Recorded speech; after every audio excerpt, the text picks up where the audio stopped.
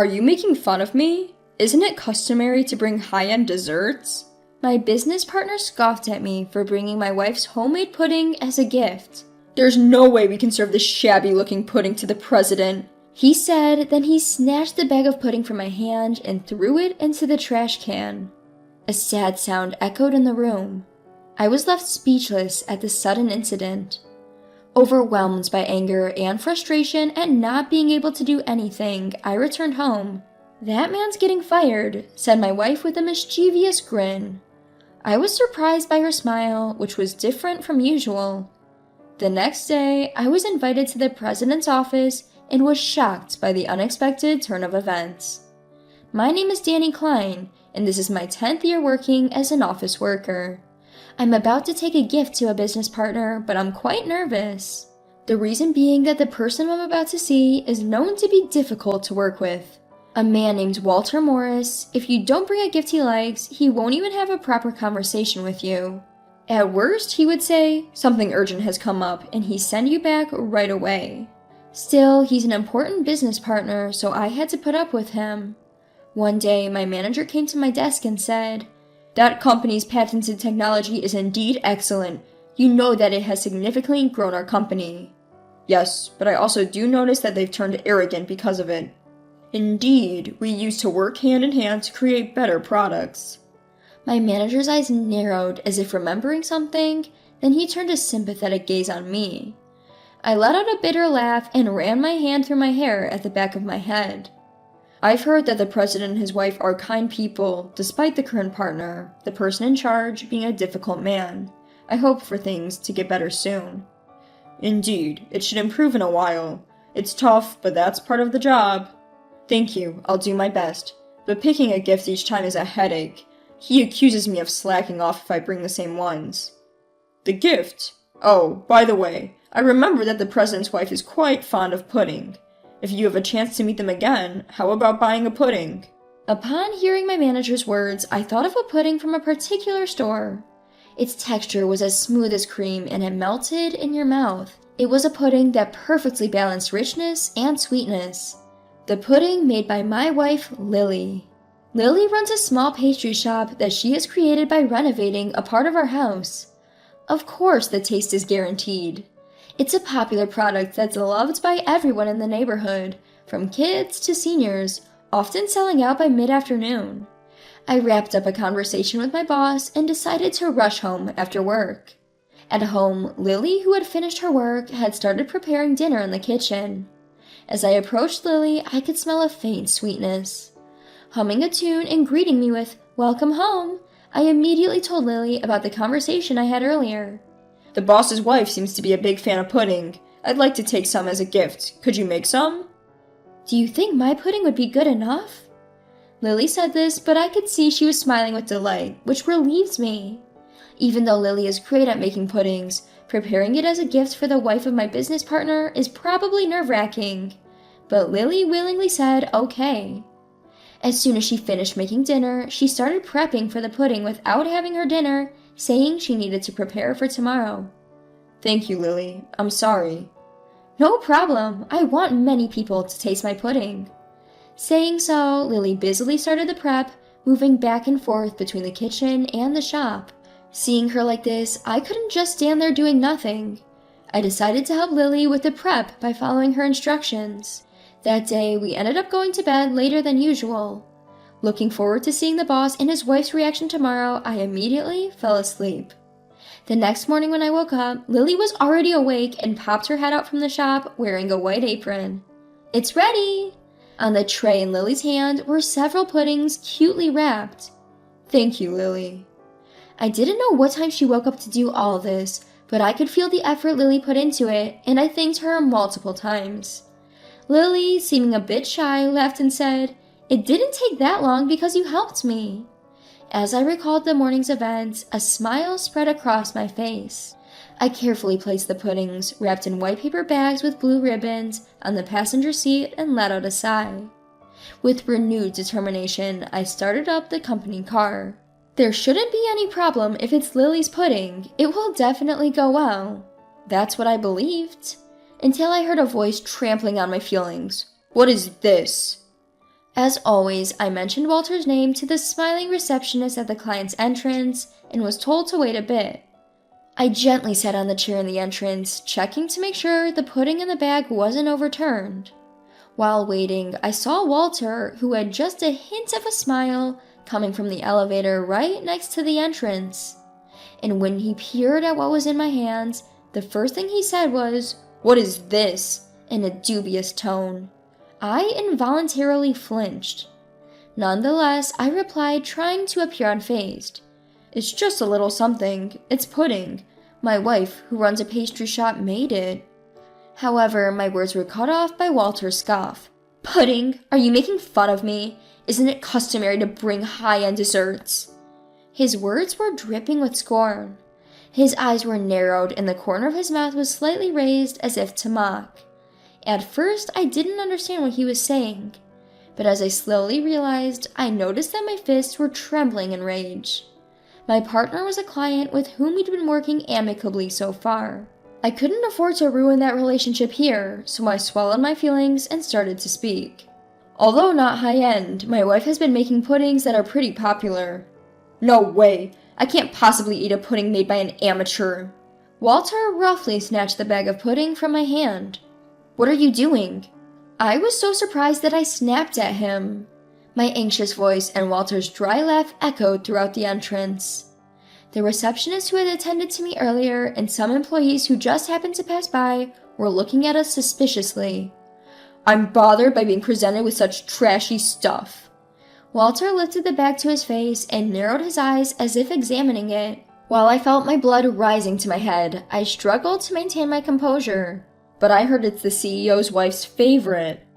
"Even so, would you bring something made by an amateur?" "My wife is certainly not an amateur." "Even so, you must understand that I can't serve such an unsightly pudding to the president." With that, Walter let go of the bag he was holding over the trash can placed next to the chair. It all happened in an instant. My body couldn't react in time, and I could only stand there in silence. The bag with the pudding inside fell into the trash can, making a sorrowful sound. A small scream came from the receptionist's direction. "I'll dispose it for you today. Just be careful next time," he said, his voice laced with what sounded like utter annoyance. All I could do was stare at the discarded pudding and utter an almost inaudible, I'm sorry." Walter nodded silently, whether satisfied by my reaction, I wasn't sure. "I had some urgent matters come up. I hate to ask, but can you leave?" Without waiting for my reply, he turned on his heel and walked towards the elevator. Throughout all this, I remained frozen, unable to take my eyes off the discarded pudding. I don't know how much time passed, but before I knew it, I was back in my car that my company had provided. Remembering how hard Lily had worked to make the pudding made my heart ache, and an uncontrollable anger welled up within me. Above all, I was frustrated with myself for not being able to say or do anything because he was a business partner. I couldn't get any work done that day as I pondered what to tell Lily. "Did they enjoy the pudding?" Lily asked, smiling as I returned home. She was leisurely sipping tea on the couch.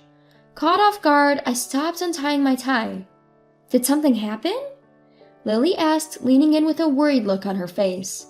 Unable to keep quiet, I finally confessed to Lily what had happened earlier in the day. "I'm sorry, the pudding you made with so much effort. He threw it away right in front of me." Lily looked surprised at my confession, but she immediately squeezed my hand gently. "It's not your fault. Maybe there was something wrong with the pudding." But I knew that wasn't the case. After all, Walter had thrown it into the trash without even looking inside the bag. Even if it hadn't been pudding, if it wasn't what Walter called a fine pastry, it probably would have ended up in the trash. And besides, Lily stops me as I attempt to apologize once again. Then she seems to ponder a bit, and with a cheeky grin she says, "That man's getting fired." "Fired?"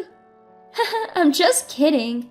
Though it might not have been perfect, it's a shame to hear that the pudding I put so much effort into making was thrown away. Lily chuckles softly. Her reaction's fair, having her pudding thrown away like that after she put so much work in. Of course she would want to make remarks about my rude client, even though it's unlike her. But it could very well happen, you know. Her enigmatic words added at the end left me somewhat baffled. But that was the end of the conversation. Lily urged me to wash up early that night, so I bathed in confusion and went to bed earlier than usual. The next day, with yesterday's incident still weighing on me, I left for work with a heavy heart. Upon returning to the office the day before, my boss had instructed, "I know it's not ideal, but tomorrow you need to buy a cake from the high-end Western confectionery store in front of the station." I recalled his words before leaving home and brought a cake from the pastry shop in front of the station on my way to work. I placed the box from the high-end Western pastry shop on the passenger seat and let out a sigh deeper than yesterday's. Yesterday evening, I had informed Walter that I will visit again tomorrow with a token of apology.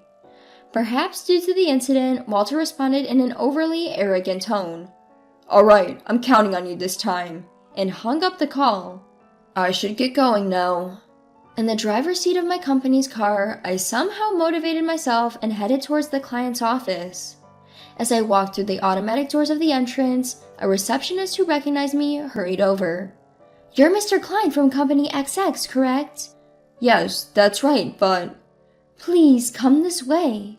I followed the receptionist's lead and stepped into the elevator. Before I knew what was going on, the elevator had reached its destination floor. The room I was led to was the president's office. The receptionist knocked on the door a few times and, opening the large door, simply said, "Please come in." I entered the room without understanding the situation. Inside the president's office were the president of the client company, his wife, and Walter looking pale. I had thought that he would act haughty again today due to yesterday's incident, but I was mistaken. "Nice to meet you. I'm Danny Klein from Company XX. Thank you for having me here today."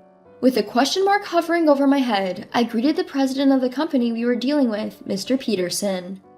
"You must be Danny. Nice to meet you. I'm Mr. Peterson. This is my wife, Anne." "Nice to meet you." Cutting the greeting short, Mr. Peterson and his wife exchanged glances, called out my name Danny, and bowed deeply. "We are truly sorry for what happened. We apologize."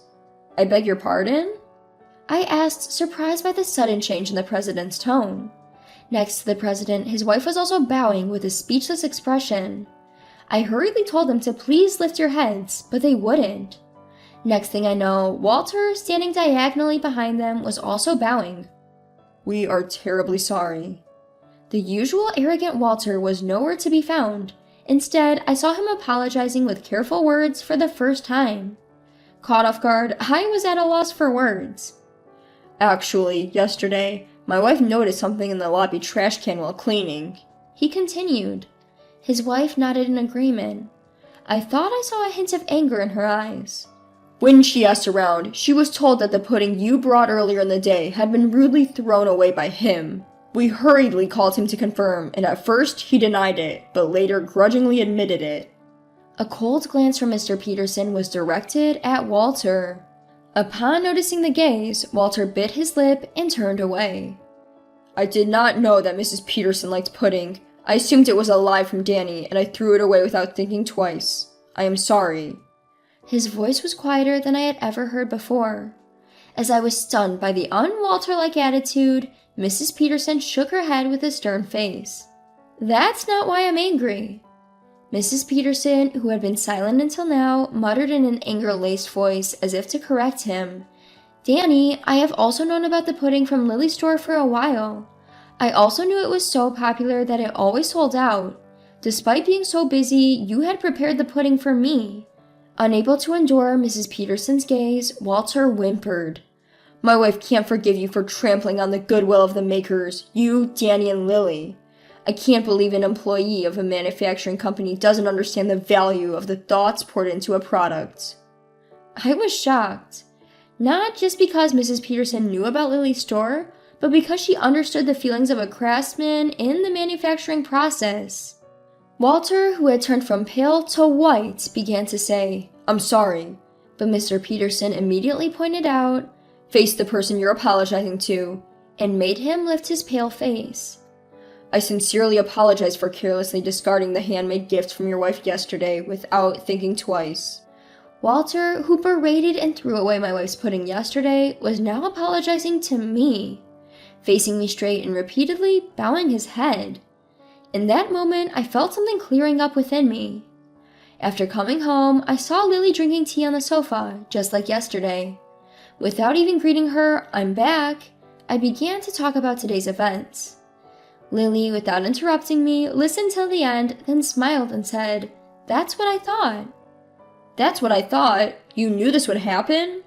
Her attitude since yesterday suggested she had expected all of this. Lily stood up and brought a cup of tea for me from the kitchen. As she handed it to me, she began to speak. "Actually, yesterday evening, a pale-looking man in a suit came to buy our pudding, but it was already sold out. But he told me that the wife of his company's CEO is a big fan of our pudding, so..." Could it be? The president's wife that he was referring to must be Ann Peterson. Lily nodded affirmatively, her face beaming with joy. "It feels so good to know there are people who understand and appreciate the thoughts of us producers. It makes me want to make even better things for such people." Lily, still smiling, took a sip of her tea. Seeing her genuinely happy, I felt like I truly understood the words of Mr. and Mrs. Peterson. At the same time, I felt remorse.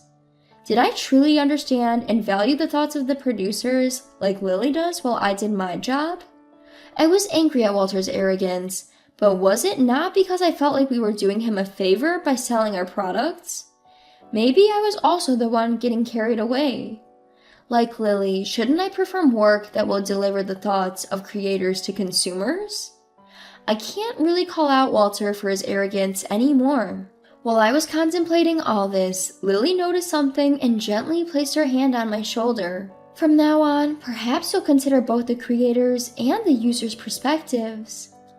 At Lily's words, I felt a bit embarrassed, but more than that, I felt ready to face my job with a renewed perspective. After this chain of events, Walter's attitude changed dramatically. He was no longer cocky and didn't demand gifts anymore. We now share our opinions openly in a good way, improving our relationship. Just like Lily, I also want to continue delivering the creator's thoughts to users through my work.